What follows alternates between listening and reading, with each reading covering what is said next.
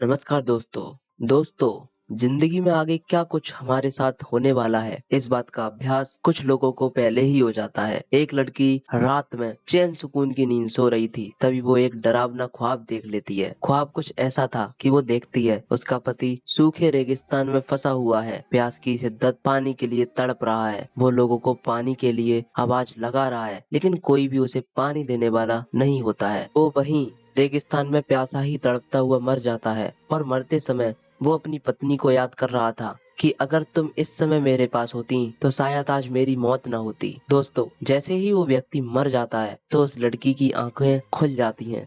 दोस्तों, वो लड़की अपने पति का ही ख्वाब देख रही थी।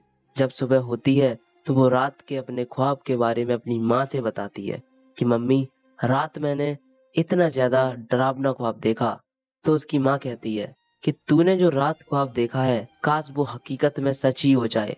दोस्तों, वो लड़की अपनी माँ की ये बात सुनते ही गुस्सा हो जाती है।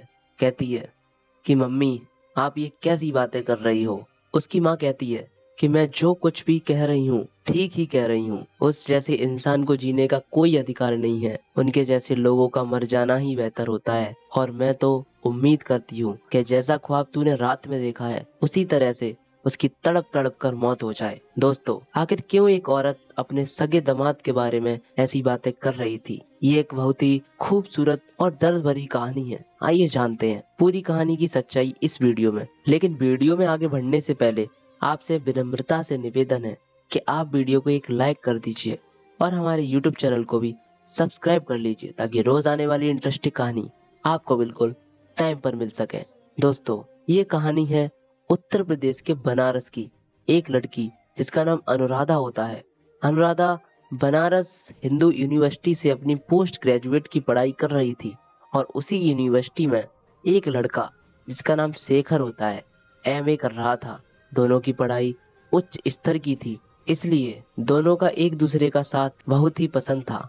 अब दोस्तों, एक दूसरे के साथ रहते रहते मिलते जुलते शेखर और अनुराधा को एक दूसरे से प्यार हो जाता है। लेकिन जो अनुराधा होती है वो एक अमीर घराने की लड़की थी। उसके पिता एक बड़े बिजनेसमैन थे। उनके पास धन दौलत बंगला गाड़ी नौकर चाकर की कोई कमी नहीं थी। लेकिन जो शेखर होता है गोंडा जिले का रहने वाला था। उसके पिताजी दिहाड़ी मजदूरी किया करते थे। उसकी माँ ने एक दो गाय पाल रखी थी। उनकी महीने की आमदनी सिर्फ 10-12 हजार रुपए थी और उनकी सारी उम्मीदें शेखर पर टिकी हुई थी कि शेखर पढ़ लिख कर किसी नौकरी को हासिल कर लेगा तो हमारी आर्थिक स्थिति में थोड़ा सुधार आ ही जाएगा। शेखर भी पढ़ने लिखने में होशियार था। पहले वो बीए करता है, फिर बीएड करता है और उसके बाद वो बनारस आकर बनारस हिंदू यूनिवर्सिटी से एमए की पढ़ाई करने लगता है।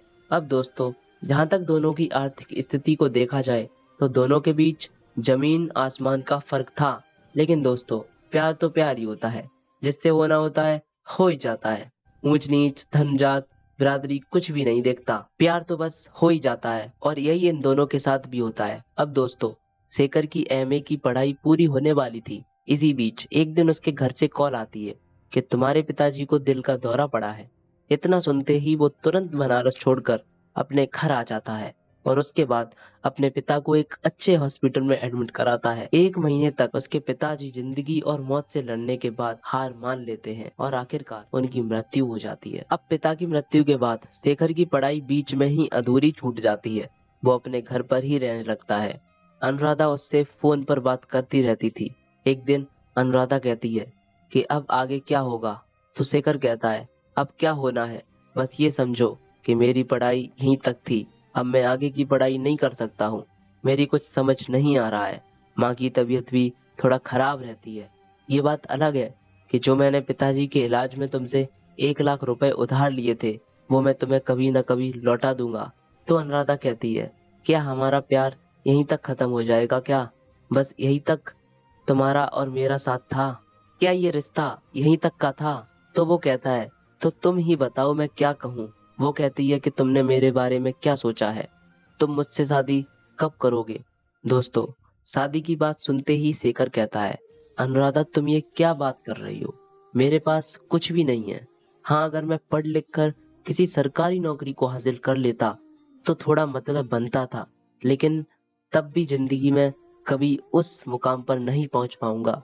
कि जिस मुकाम पर तुम बचपन से पली बड़ी हो और जिंदगी को जी रही हो, मैं तो तुम्हें कोई सांसारिक जीवन का सुख भी नहीं दे पाऊंगा।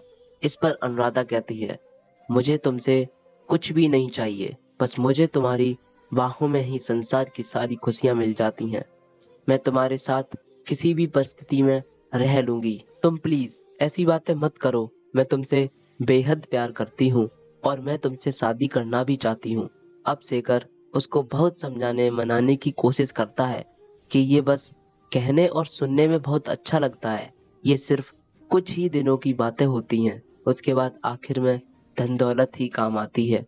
अनुराधा कहती है, जैसा तुम सोच रहे हो वैसा कुछ भी नहीं है। मैं जिंदगी भर तुम्हें ऐसे ही प्यार करूंगी, तुमसे कभी कोई गिला शिकवा नहीं करूंगी। तो शेखर कहता है, अभी तो तुम्हारी सोच विचार बहुत बढ़िया है, लेकिन देखते हैं आगे क्या होता है। अब दोस्तों, अनुराधा की मास्टर्स की पढ़ाई पूरी हो जाती है तो उसके मम्मी पापा कहते हैं कि बेटी, पढ़ाई तो तुम्हारी कंप्लीट हो चुकी है और अब हम तुम्हारी शादी कराना चाहते हैं। तुम्हारी उम्र शादी की हो गई है। अगर तुमने कोई लड़का अपने लिए देख रखा है तो हमें बता दो, नहीं तो हम ही अपनी पसंद से तुम्हारी शादी करा देंगे। तो वो कहती है, हाँ पापा, मैंने अपने लिए लड़का ढूंढ रखा है, मैं उसे बहुत पसंद करती हूँ।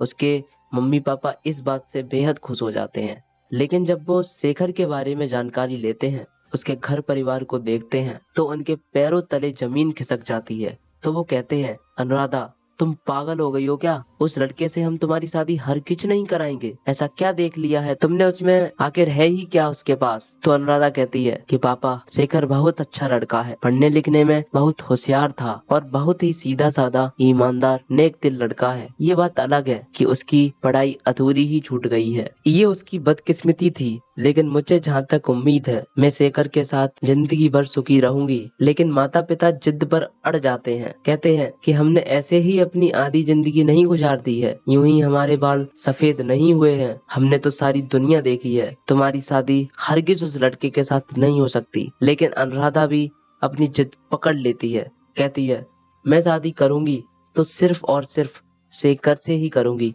वरना नहीं करूंगी। अब कुछ दिन रार तकरार होने के बाद अंत में मम्मी पापा ही हार मान लेते हैं। अनुराधा शेखर से शादी कर लेती है।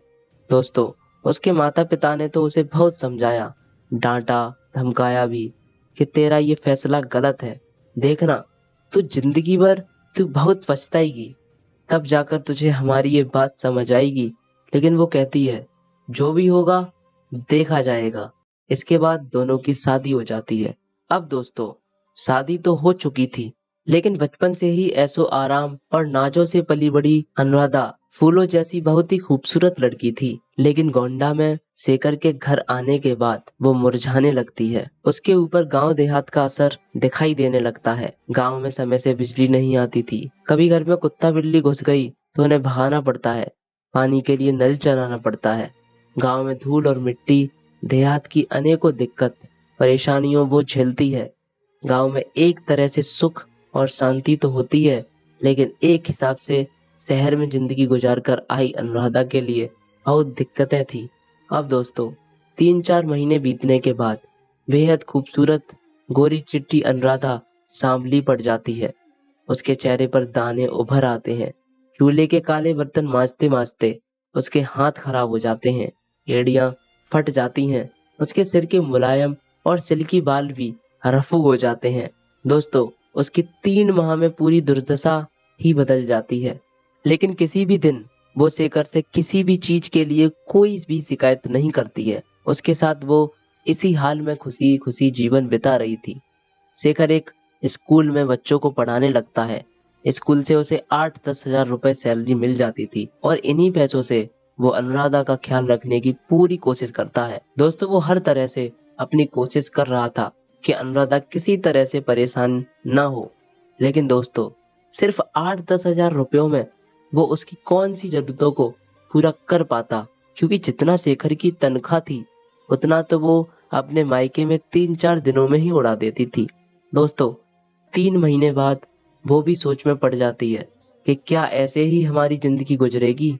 वो एक दिन शेखर से पूछती है क्या तुम बचपन से इसी तरह से जिंदगी को जी रहे हो? तो वो कहता है, इससे भी बुरे दिन देखे हैं मैंने। तो अनुराधा कहती है, क्या ऐसे ही जिंदगी गुजरेगी?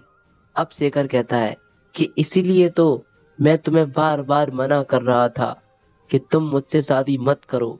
दोस्तों वो कहती है, नहीं, आप गलत सोच रहे हैं। मेरे कहने का मतलब है कि हमें कुछ और भी करना चाहिए, अपनी आमदनी को बढ़ाने का जरिया बनाना चाहिए। तो मैं सोच रही हूँ, क्यों ना हम एक स्कूल खोल लें। इस पर शेखर कहता है कि इतना पैसा कहाँ से लाऊंगा मैं? तो वो कहती है, तुम पैसों की चिंता मत करो, मैं पापा से मांग लूंगी, और जैसे ही हमारा स्कूल चलना शुरू हो जाएगा, हम धीरे धीरे उनके पैसे वापस लौटा देंगे। तो शेखर कहता है, चलो कोई बात नहीं, अगर पापा पैसे दे सकते हैं तो तुम मांग सकती हो। अब दोस्तों अगले दिन अनुराधा अपने पापा को कॉल करती है। उनसे कहती है, पापा, अगर आप हमारी कुछ मदद कर देंगे तो हम लोग जरा थोड़े परेशान हैं, तो हमारी परेशानियां थोड़ी दूर हो जाएंगी। तो पापा कहते हैं, हाँ बताओ क्या बात है? तो अनुराधा कहती है कि पापा, आप हमें 12 लाख रुपए उधार दे दीजिए, हम एक स्कूल खोलना चाहते हैं। उस स्कूल में हम दोनों साथ मिलकर बच्चों को पढ़ाएंगे, तो हमारी आमदनी का अच्छा जरिया तैयार हो जाएगा। अभी जो ये कमाते हैं उसमें हम सुखी तो हैं, लेकिन हम अपनी लाइफ में कुछ करना चाहते हैं। तो उसके पापा कहते हैं, ठीक है बेटी, कोई बात नहीं, मैं 1-2 दिनों में तुम्हारे घर आऊंगा। दोस्तों अनुराधा के माता पिता बनारस में ही रहते थे। अगले ही दिन उसके मम्मी पापा और उनके साथ 1-2 रिश्तेदार गाड़ी में बैठकर उनके घर पहुंच जाते हैं। जब उसके घर पहुंचते हैं और जैसे ही वो अनुराधा की शक्ल देखते हैं, उसकी दुर्दशा देखते हैं, उनका खून सूख जाता है। उसके पापा तो कुछ नहीं बोल पाते, लेकिन उसकी मम्मी जो होती हैं वो अपना शुरू हो जाती हैं और शेखर को उल्टी सीधी बातें बोलने लगती हैं। वो कहती हैं कि तूने मेरी बच्ची की जिंदगी को बर्बाद कर दिया है, भिखारी कहीं का।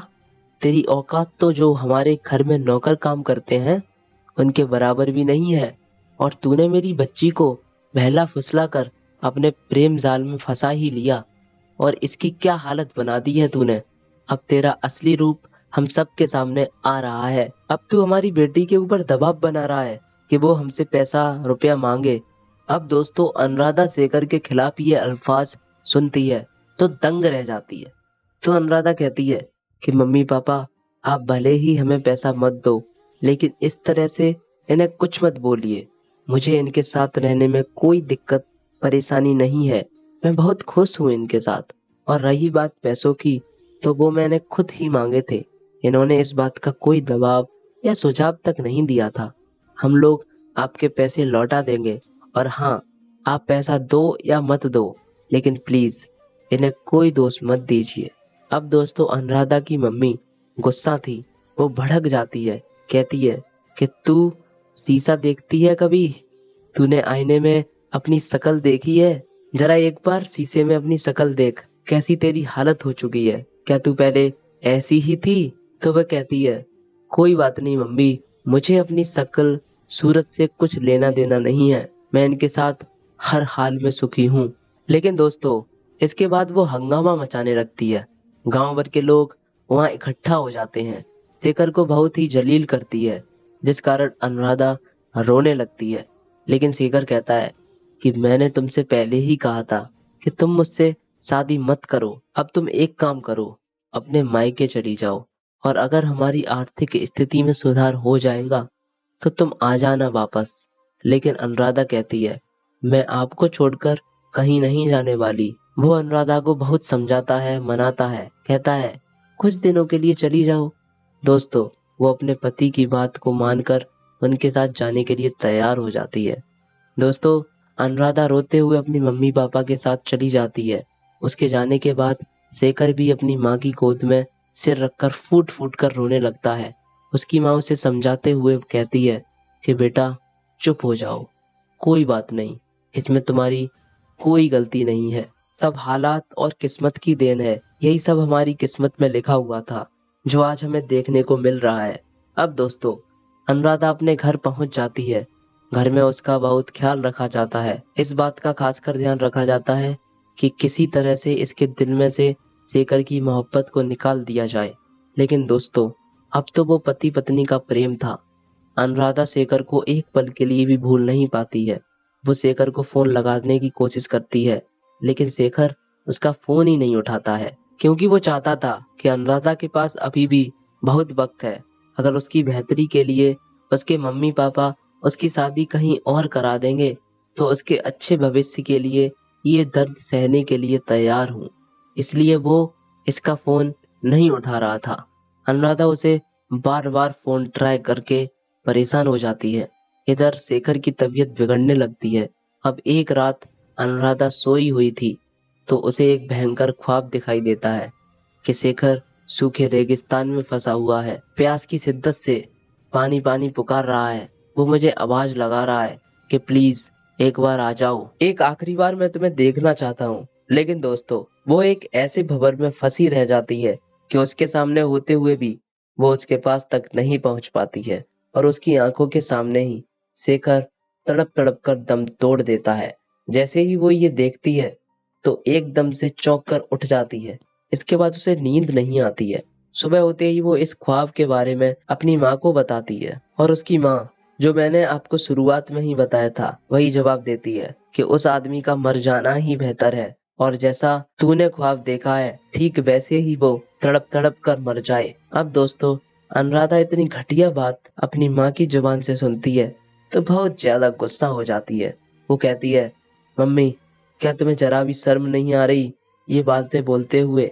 वो मेरी जिंदगी है, और मेरी जिंदगी के बारे में तुम इस तरह की बातें बोल रही हो।